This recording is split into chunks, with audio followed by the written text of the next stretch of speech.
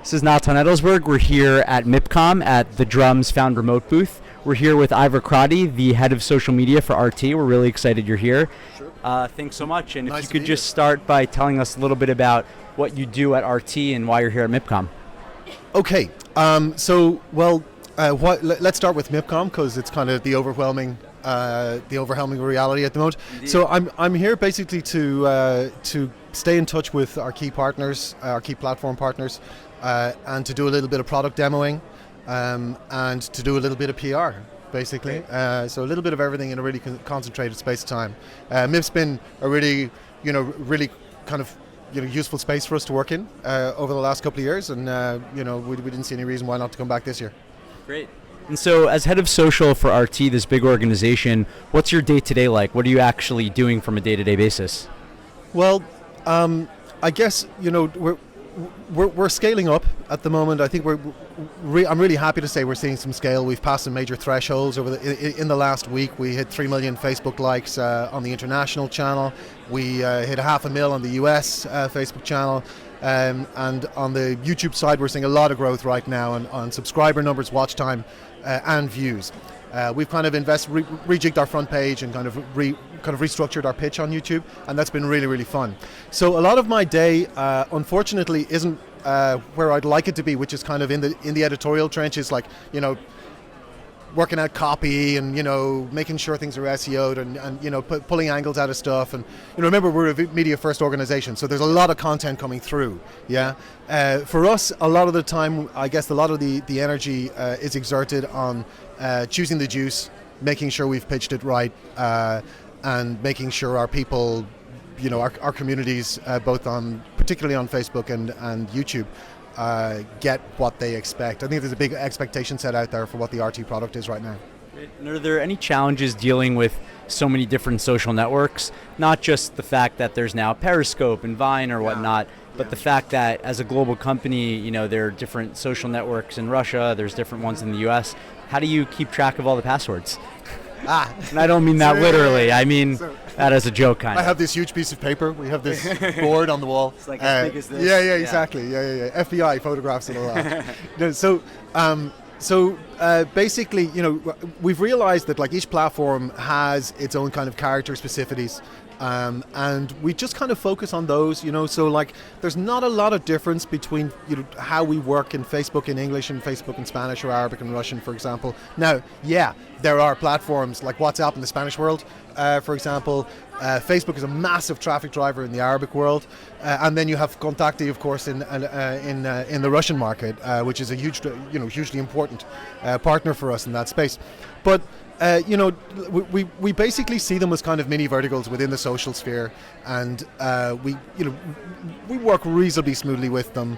The teams themselves, everybody knows their market, and I think everybody knows when it's right to use a drop of humor, when it's right to use a little bit of color, a little bit of tone in the product, or something a little bit trolly or snarky. We don't apply those unilaterally across the language spaces, obviously, but each platform does kind of.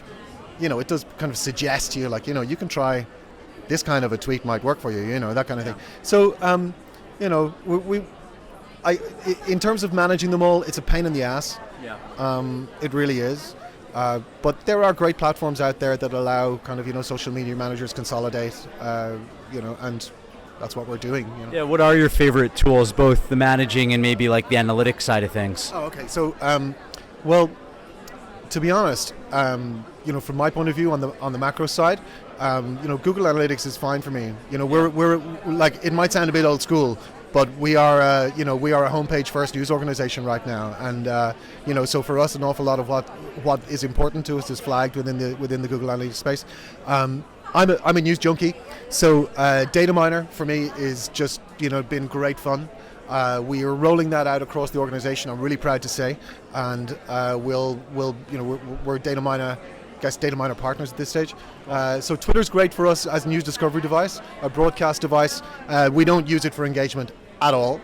But Facebook in particular, I guess, is probably something a unique area where we really intersect with our people. And we've just launched a video channel on Facebook as well, because obviously RT was not top of the invitee list when it came to instant articles. And like some other globally oriented news channels, we found ourselves a little bit on the outside of what was going on with Facebook in April and May. And we had to double down there and realize why things were not going the way we wanted. We did. We came back with a new strategy and we're growing again, so we're happy. Yeah. Great. What are your personal favorite platforms, if you had, if any? Hard to say, man. You get a bit sick of them all, Text messaging? Yeah, SMS. Yeah, SMS is probably right up there. It's kind of binary and simple. For me, like I say, I'm a news discovery guy. Data Miner is a great tool. I think it's it's one of the reasons I love working in digital and social is because it disrupts the hell out of the news industry. Legacy brands are scrambling to keep their shit together. Data Miner to me just kind of is emblematic of that disruptive power. We found ourselves experiencing massive traffic spikes around breaking news. We're pitching ourselves as a digital breaking news organization and a best practice organization in that sense. You don't have time to screw around when it's breaking. You got to get your facts right, and there's a hard newsroom element to that as well. So I'm really enjoying working with that tool. I think it inspires a lot of us in the newsroom to do a bit better. Great. And has it, about 5-6 years ago, it was kind of hard to convince journalists to embrace all of this. Has that changed at all? Are you finding it easier? Or do you have any tips for, someone who's kind of the expert in your organization, how to convince them why it's worth tweeting, why it's worth tracking these things? Well, first of all, okay, I'm not the expert. There are guys that work in my team that are experts, and they are awesome, awesome. Advice. I think the legacy brands and the giants are always really happy together, and they'll always, Facebook has to go to, The Economist and Bild and Guardian and the giant, digital news brands. We're not that terribly far away from them. I mean, we're cruising at about, maybe 30-40% of what the Guardian might do, and they're supposed to be the biggest digital brand in the world, or whatever. So, those guys, from what I know from people who've worked there or who've experienced it there, of course, there are big growing pains. We're really lucky.